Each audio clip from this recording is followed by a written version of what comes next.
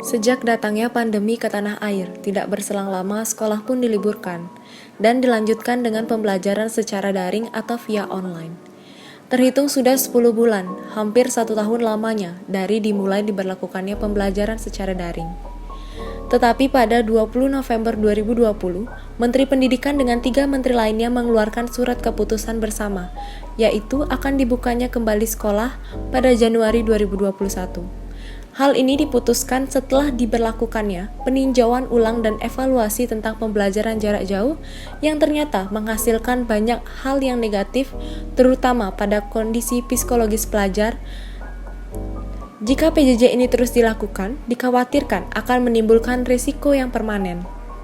Tetapi jika melihat dari perkembangan COVID-19, apakah pembelajaran secara langsung aman untuk dilakukan?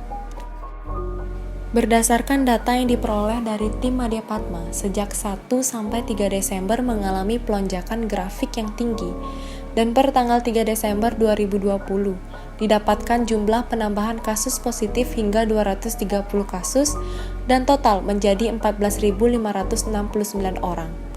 Meninggal bertambah sebanyak 5 orang, sembuh bertambah sebanyak 125 orang, tingkat fatalitas sebesar 3,33%, dan persentase transmisi lokal sebesar 97,23%. Berhubungan dengan data tersebut, pada Selasa 2 Desember 2020, kasus positif COVID-19 di kampus Poltrada Bali menyumbang lebih dari setengah angka kasus positif di Pulau Bali. Sebanyak 202 kasus positif hingga Kamis 3 Desember 2020. Menurut Direktur Poltrada Bali, Bambang Wijonarko, menyebutkan pihaknya tidak melakukan perkuliahan tatap muka, tapi hanya pengenalan mahasiswa baru. Lantas, bagaimana tanggapan para pelajar pada kondisi ini? Menurut saya, hal yang membuat Denpasar belum siap untuk melakukan pembelajaran secara offline atau tatap muka adalah karena kurangnya kesadaran dari masyarakat itu sendiri.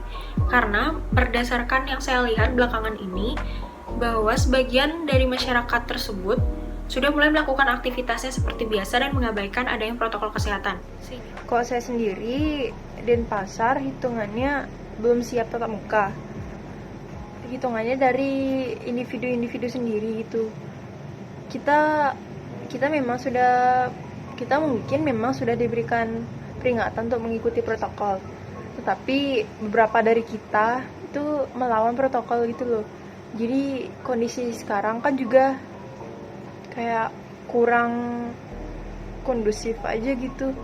Kalau misalnya kita melakukan tatap muka gitu 2021 dengan individu kita, dengan diri kita yang mungkin lebih santai dan tidak menghiraukan protokol, itu hitungannya belum siap. Kalau misalnya kita sendiri sudah mengerti dan menjalankan protokol itu, hitungannya siap. Berdasarkan responden dari 100 pelajar di Denpasar tentang peluang adanya klaster baru akibat dimulainya sekolah pada bulan Januari, 55% beranggapan berpeluang mengakibatkan klaster baru dan 34% beranggapan sangat berpeluang. Sebanyak 35% setuju jika Denpasar menunda rencana pembelajaran tatap muka. Sebanyak 29% sangat setuju dan 16% tidak setuju. Tetapi melihat resiko dari pembukaannya kembali sekolah ini, Menteri Pendidikan dan Kebudayaan Nadiem Makarim memberi keleluasaan bagi pemerintah daerah dan satuan pendidikan untuk melakukan pembelajaran tatap muka di semua zona mulai Januari 2021.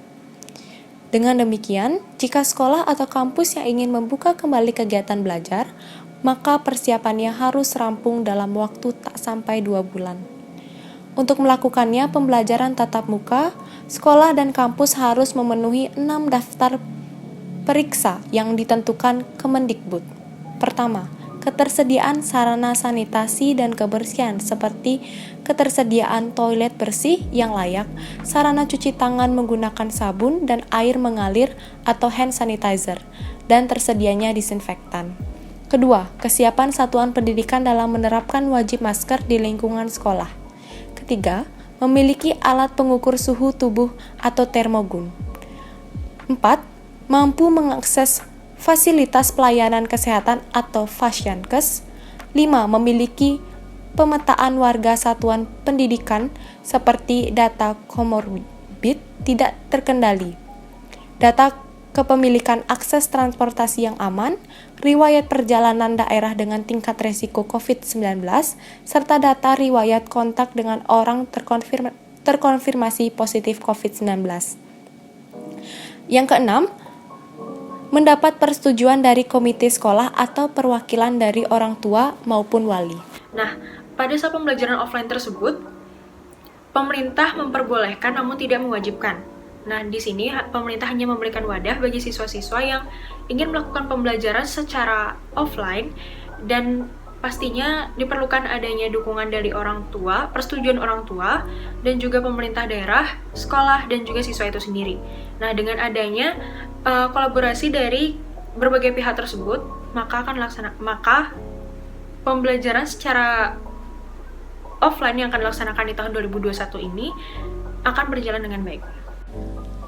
Jadi dengan dibuatnya keputusan dari Menteri Pendidikan yang memberikan keleluasaan kepada kepala daerah untuk melakukan pembelajaran tatap muka, diharapkan kepala daerah setempat dapat mengambil keputusan yang baik dan melihat dari kondisi daerahnya masing-masing. Tetapi selain itu, kita sebagai pelajar maupun masyarakat haruslah selalu menerapkan protokol kesehatan, menjaga kesehatan tubuh dan memakai masker saat keluar rumah. Karena jika kita meningkatkan kesadaran diri terhadap protokol kesehatan, kita mungkin akan segera terbebas dari pandemi yang sangat merugikan ini, dan kembali memulai kehidupan normal seperti dulu lagi. Dea Amanda, Madya Padma TV.